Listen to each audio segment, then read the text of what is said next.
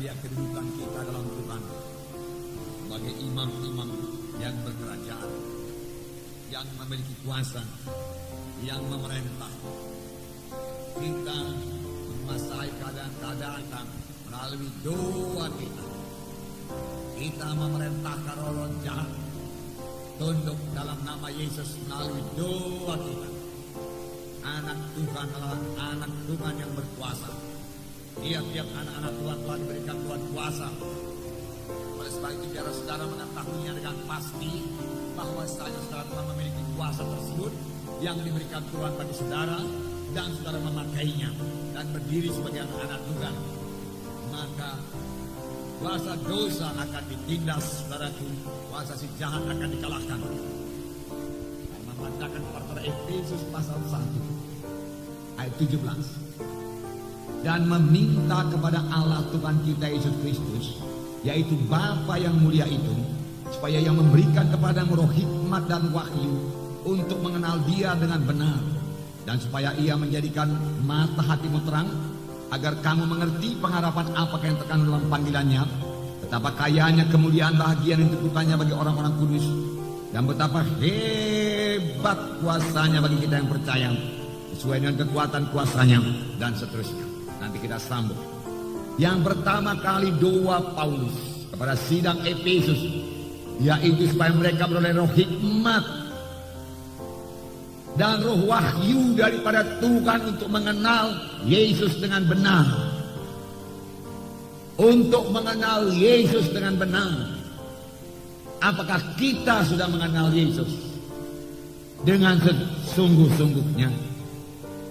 Paulus berdoa supaya Tuhan memberikan roh hikmat. Dengan perkataan lain, supaya Roh Kudus menolong mereka, memberikan hikmat kepada mereka, supaya mereka mengenal siapakah Yesus dan apakah yang telah diperbuat Yesus bagi mereka, apakah yang telah disediakan Tuhan Yesus bagi mereka. Kita hanya dapat mengenal Yesus dengan pertolongan Rohul Kudus.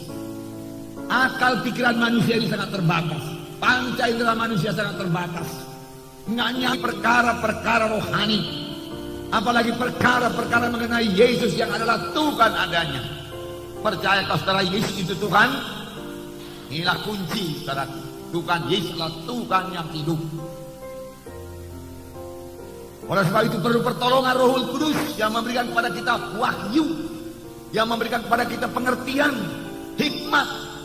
Siapakah Yesus itu dan apakah yang telah disediakannya bagi kita? Mengapa ini perlu, saudara?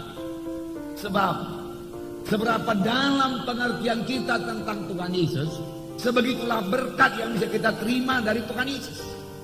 Saya ulangi, saudara. Seberapa dalam pengertian kita tentang Tuhan Yesus, sebegitulah berkat, sebegitulah manfaat yang bisa kita terima dari Tuhan Yesus. Sebab iman kita tidak bisa melebihi pengertian kita. Oleh sebab itu perlu sekali kita mengenal Yesus lebih dalam lagi. Tetapi pengertian kita bisa jalan lebih jauh lagi. Kita pertama-tama mengerti Yesus juga adalah penyembuh ilahi. Yesus mau menyembuhkan saya. Dia telah berbilur-bilur untuk menyembuhkan penyakit saya. Tidak ada yang mustahil pada Tuhan Yesus. Yesus hidup.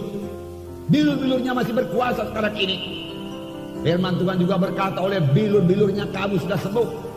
Kalau saudara mulai beriman, karena saudara mengerti Yesus itu penyembuh adanya, ku terima bilurmu Tuhan. Mulai bilur Yesus aku sembuh Tuhan. Hari ini kita melihat, saudaraku, Yesus lagi. Amin. Siapakah Yesus? Saudaraku, Tuhan Yesus adalah penguasa tertinggi di sorga dan di bumi. Saudara melihat banyak kerusuhan terjadi di dunia ini, banyak kejahatan terjadi dalam dunia ini, saudaraku.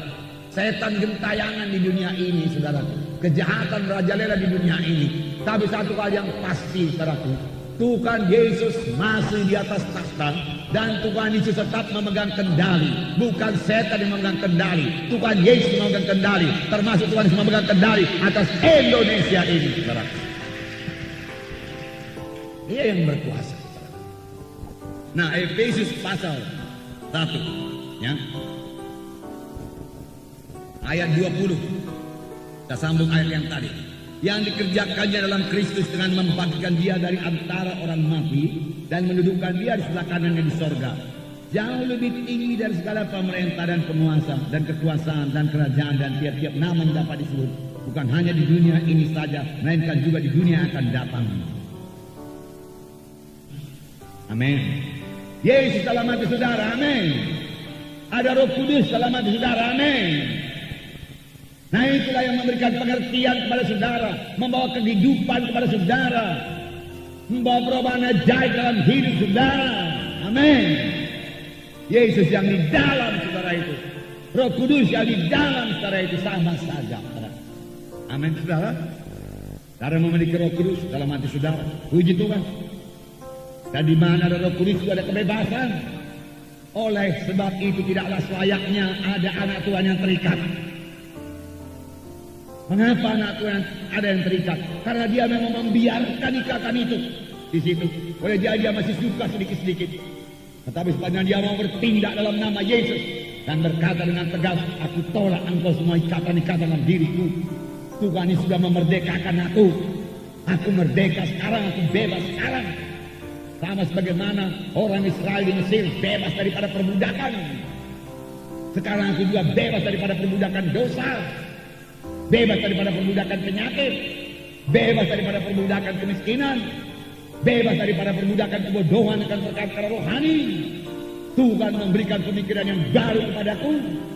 Dan firman Tuhan tadi berkata supaya menerangi mata rohanimu. Saudara boleh bebas, amin.